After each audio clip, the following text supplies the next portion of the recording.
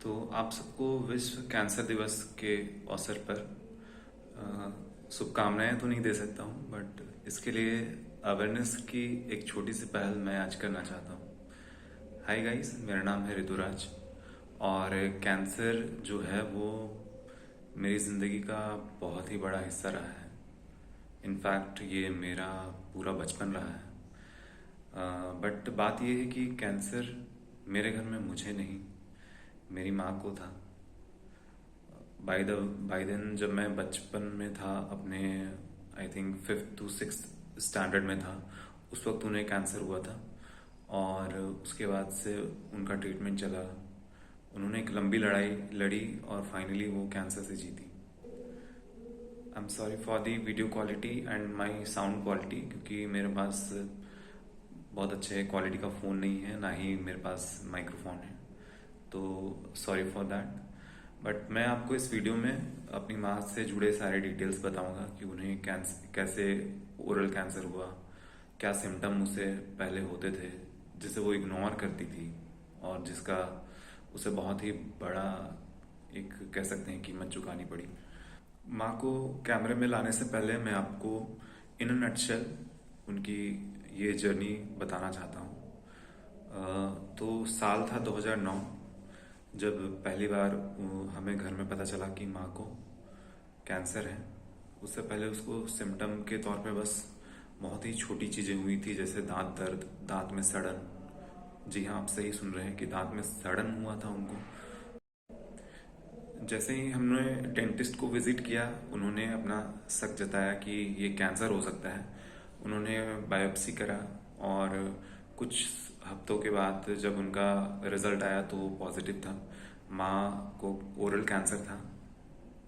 I think अगर मैं बहुत छोटा था उस वक्त, तो मुझे क्लियरली वो पर्टिकुलर एरिया याद नहीं है, बट आपको देख के बिल्कुल नहीं लगता ऊपर से कि वो कैंसर है। वो मुंह के एक छाले जितना था, जो कि एक कैंसर बन चुका था। सबसे हैरान करने वाली बात ये थी दोस्तों कि माँ को ओरल कैंसर कैसे हो गया। ओरल कैंसर बेसिकली उन लोगों को होता है जो किसी तरीके का उस तरीके के प्रोडक्ट्स खा रहे हों, जैसे कि हमारे आ, खैनी हो गया या फिर गुटखा हो गया। ये सब चीज़ें जो खा रहे हैं उन पे ये खतरा ज़्यादा रहता है। और माँ का इन सब चीज़ों से दूर दूर तक कोई नाता नहीं था। पर बेसिकली हमें रीज़न बिल्कुल समझ में नहीं आया। वी वर ऑल इन हरी। तो आगे क्या हुआ ये मैं आपको माँ के इंटरव्यू के बाद बताऊंगा। माँ से मैं कुछ क्वेश्चन पूछूंगा। सॉरी फॉर अगर वो अच्छे से जवाब ना दे पाई तो बिल्कुल इग्नोर कीजिएगा, क्योंकि वो एक हाउसवाइफ है, ऊपर से अंडर कॉन्फिडेंट भी है। तो चलिए फ्रेंड्स, मैं आपको मम्मी से मिलवाता हूँ। वो ज़्यादातर टाइम किचन में ही रहती है। तो ये है मेरी मम्मी। देखिए, ऑपरेशन के इसको आई थिंक 10-15 साल हो गए हैं। 2009 में ही इनका ऑपरेशन हुआ था। मम्मी, कैमरा में तुमको सब देख रहा है। तेरा वीडियो सारी महिलाओं के पास जाएगा जिनको इस तरह का प्रॉब्लम है या फिर फ्यूचर में हो सकता है। तो हम तुमसे जो भी पूछेंगे तुम उसका नॉर्मल जवाब दे देना, ठीक है, जो तुमको पता है। सबको नमस्कार कर दो। नमस्कार। देखिए, मेरी मम्मी अभी भी हंसती है। इसको कैंसर हो गया, ये लड़ी और जीती, बट ये कभी भी हार नहीं मानी। ये आज भी अपने पैरों पर खड़ी है, खुश रहती है और अपने काम को तरीके से करती रहती है। तो मम्मी, पहला क्वेश्चन हम तुमसे पूछेंगे कि तुमको शुरू में जब कैंसर हो रहा था तो कैसा सिम्टम लगता था तुमको? क्या लगता था दांत में या मुंह में? कुछ ऐसा नहीं लगता था।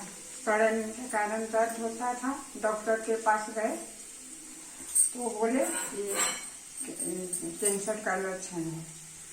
मतलब कि सड़न से ही तुमको कैंसर हाँ। का शुरुआत हुआ। और दूसरा चीज तुमको ये बताओ कि क्या तुमको शरीर में कहीं ऐसा दाग धब्बा वगैरह कुछ हुआ था कैंसर हाँ, के? पहले तो होता था हाथ में, पैर में काला काला धब्बा। अच्छा, तो आगे मम्मी सबको को बता दो कि तुम्हारा इलाज का शुरुआत कहाँ से हुआ। डॉक्टर तुमको यहाँ से भेजा, फिर क्या क्या हुआ? वेलोर गई तो वहाँ यहाँ का जांच, वहाँ फिर जांच हुआ, बायोप्सी लिया गया। वहाँ 15 दिन लगा शुरू में।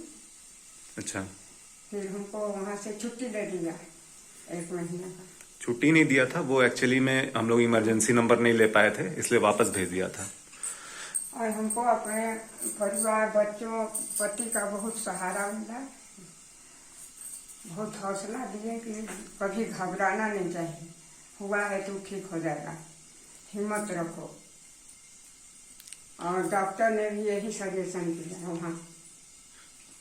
हाँ, तो जैसा आपको मम्मी ने बताया कि इसको बीच में जब ये शुरू में विजिट की वेलोर, तो हम लोग पहले जानते नहीं थे कि इमरजेंसी नंबर लेना पड़ता है, तो डॉक्टर ने हमें 2 महीने बाद का नंबर दे दिया। और इस दौरान क्या हुआ कि इसका जो कैंसर बहुत ही छोटा एरिया में था, वो इन महीनों के दौरान काफ़ी बड़ा क्षेत्र में फैल गया।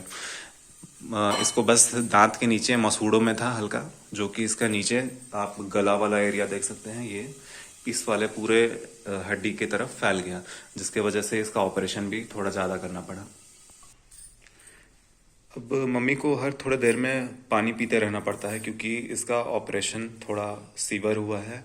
इसका जो फूड पाइप है वो हल्का दब चुका है, गला का एक साइड का पूरा हड्डी रिमूव किया गया है, जिसके वजह से इसको खाना वगैरह निगलने में बहुत ही तकलीफ होती है। और दूसरा कि इसका स्लाइवरी ग्लैंड भी निकाल दिया गया है ऑपरेशन से, जिसके वजह से लार भी नहीं बनती है। तो इन सब कारण से इसे दिन भर लिक्विड में रहना पड़ता है। और मम्मी, सबको ये बता दो कि तुम किस तरह का खाना खाती हो, कैसे खाती हो अभी? हम पूरा लिक्विड में,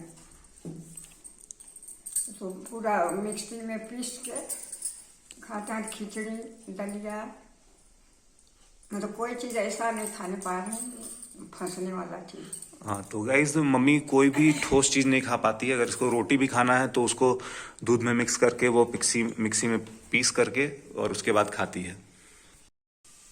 तो मम्मी, आखिरी सवाल हम तुमसे पूछना चाहते हैं कि जिन महिलाओं को इस तरीके से कैंसर हो गया है, मतलब जिस भी इंसान को, महिला पुरुष कोई भी हो, उसके लिए तुम क्या मैसेज देना चाहती हो? उनको एकदम खुश रहना चाहिए, कोई चीज़ का मतलब फिक्र नहीं करना चाहिए, और अपना जीवन चर्या चलाते रहना चाहिए, कभी थकान महसूस नहीं करना चाहिए।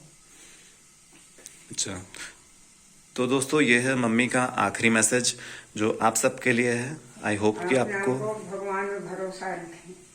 आई होप कि आप सबको ये वीडियो अच्छी लगी हो।